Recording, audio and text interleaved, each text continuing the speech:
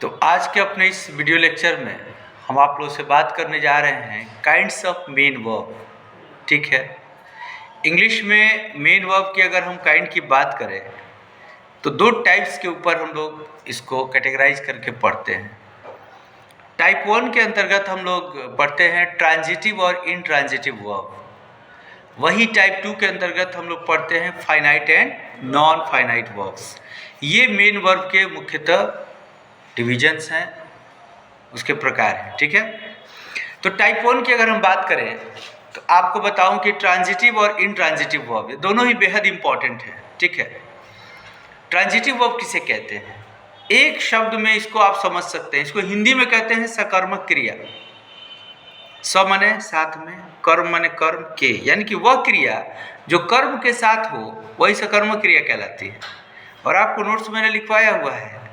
ठीक है, a verb used with an object is called the transitive verb. यही ना बात है बाबू, यानी कि वह वर्ब जिसके साथ ऑब्जेक्ट आता है उसे हम सभी ट्रांजिटिव वर्ब के नाम से जानते हैं। जैसे Raghu reads English grammar, Raghu reads English grammar. तो यहाँ पर रीड्स कौन सा वर्ब है, ट्रांजिटिव है कि इनट्रांजिटिव है? तो आपका जवाब होगा ट्रांजिटिव है। क्यों? क्योंकि इस वाक्य में जो वर्ब है रीड्स, उसका ऑब्जेक्ट ऑलरेडी अवेलेबल है, इंग्लिश ग्रामर। रघु क्या पढ़ता है? इंग्लिश ग्रामर पढ़ता है। जैसा आपको पता है, ऑब्जेक्ट को चेक करने के लिए हम लोग व्हाट या हुम लगा के क्वेश्चन करते हैं, जो आंसर आता है वही ऑब्जेक्ट है। ठीक है, जैसे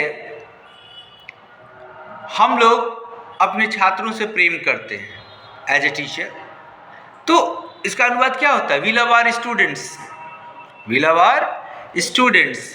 तो यहाँ जो लव है वर्ब है, कैसा वर्ब है? ट्रांजिटिव है। क्यों? क्योंकि उसका ऑब्जेक्ट ऑलरेडी वहां पर मौजूद है। ठीक है, इनट्रांजिटिव वर्ब उस वर्ब को कहते हैं जिसका ऑब्जेक्ट नहीं होता। ठीक है, जैसे रानी राइट्स, यहाँ पे कोई ऑब्जेक्ट है क्या? इनट्रांजिटिव है। रानी राइट्स वेल, इसमें भी ऑब्जेक्ट नहीं है। वेल एडवर्ब है और एडवर्ब वाक्य का ऑब्जेक्ट नहीं होता है।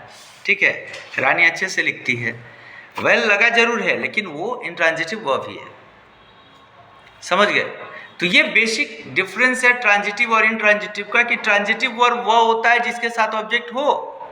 A verb used with an object is called the transitive verb, and a verb used without an object is called the intransitive verb. जैसे ही रन्स फास्ट, वह तेज दौड़ता है, कौन सा है? ट्रांजिटिव की इनट्रांजिटिव? इनट्रांजिटिव। शाबाश, intransitive, because there is no object in this sentence, right? इसके बाद बच्चों एक और इंपॉर्टेंट चीज इस टॉपिक में आपको ध्यान रखना है कि कुछ ऐसे वर्ब्स होते हैं जो इनट्रांजिटिव फॉर्म्स में होते हैं और उनके ट्रांजिटिव होने की कोई संभावना नहीं होती है। ऐसे वाक्य अगर किसी सेंटेंस में दिख जाए तो आप तुरंत अंदाजा लगा लेंगे कि वो इनट्रांजिटिव वर्ब ही है। जैसे गो, स्लीप, सिट, डाई एटसेट्रा। ठीक है, हाँ, उसमें और भी आ सकते हैं। ये वो वर्ब्स हैं जिनके होने पर आपको ऑब्जेक्ट भी चेक करने की जरूरत नहीं है, ये इनट्रांजिटिव वर्ब्स ही हैं। लेकिन मोस्टली ऐसे वर्ब्स होते हैं जिनका इस्तेमाल हम लोग ट्रांजिटिव और इनट्रांजिटिव दोनों रूपों में कर सकते हैं। उदाहरण के लिए अगर मैं आपसे कहूं he speaks the truth, he speaks the truth, तो यहां पर स्पीक्स कौन सा वर्ब है? ट्रांजिटिव है, ऑब्जेक्ट इसका मौजूद है। लेकिन जैसे ही मैं कहूंगा ही स्पीक्स लाउडली, ये इनट्रांजिटिव है। लाउडली ये एडवर्ब ऑफ मैनर है ना? इसी प्रकार Rani eats rice, Rani eats rice, Rani चावल खाती है। यहाँ पर इट्स क्या है? ट्रांजिटिव।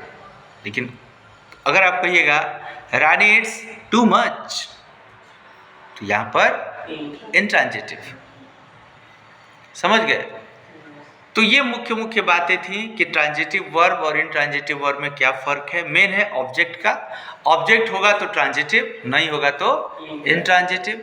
कुछ ऐसे वर्ब्स होते हैं जो इंट्रांजिटिव फॉर्म्स में होते हैं और उनके ट्रांजिटिव होने की कहीं कोई संभावना नहीं होती है।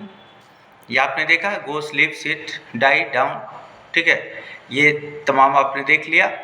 और इसके अलावा आपने देखा कि कुछ ऐसे होते हैं वर्ब्स जिनका प्रयोग हम लोग ट्रांजिटिव और इंट्रांजिटिव दोनों रूपों में करते हैं।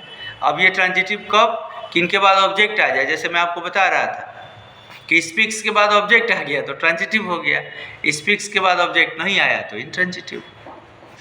तो ट्रांजिटिव वर्ब और इंट्रांजिटिव वर्ब अच्छे से समझ गए? चलिए, अच्छा है।